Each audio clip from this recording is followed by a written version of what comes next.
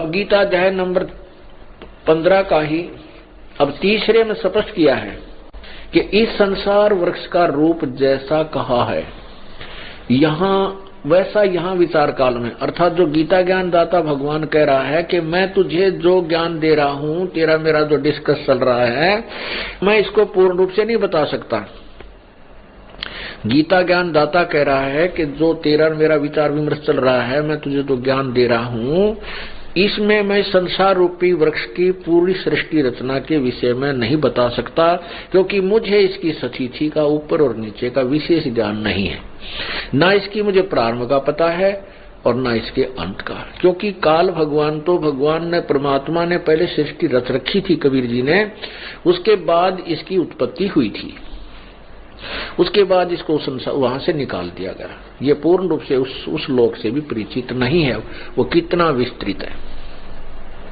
तो यह कह रहा है कि संसार रूपी वृक्ष का जैसा स्वरूप मैं तुझे बता रहा हूँ, अप्रोक्सीमेशन कर रहा हूँ, अंदाजा सा बता रहा हूँ, यहाँ विचार काल में मैं इसको संपूर्ण नहीं बता सकता। उसके लिए तो बताया कि तत्वदर्शी संत से ही पूछ, वही बतावेगा। अब तीसरा देखिएगा, 15वें अध्याय का तीसरा श्लोक, पवित्र गीता जी। इस संसार वृक्ष का स्वरूप जैसा कहा है, जो मैं बोल रहा हूं, वैसा यहाँ विचार काल में नहीं है, तेरे मेरी डिस्कशन में नहीं पाया जाता, क्योंकि न तो इसका आदि और न अंत तथा न इसकी अच्छी प्रकार स्थिति है।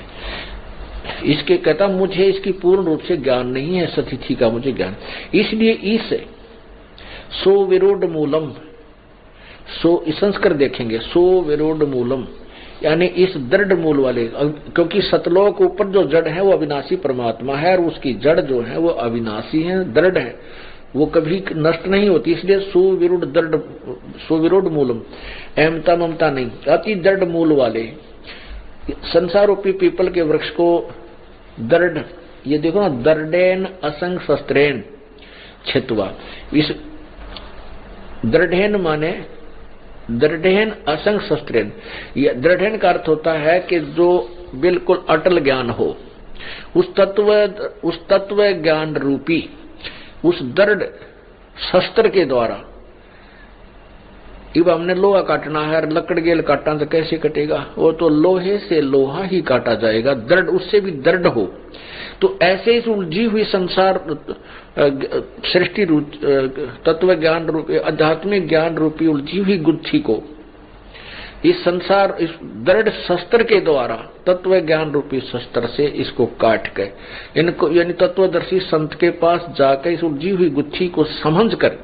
उसके पश्चात अब देखो 15वें अध्याय का चौथा श्लोक इससे लिंक होता है तीसरे से,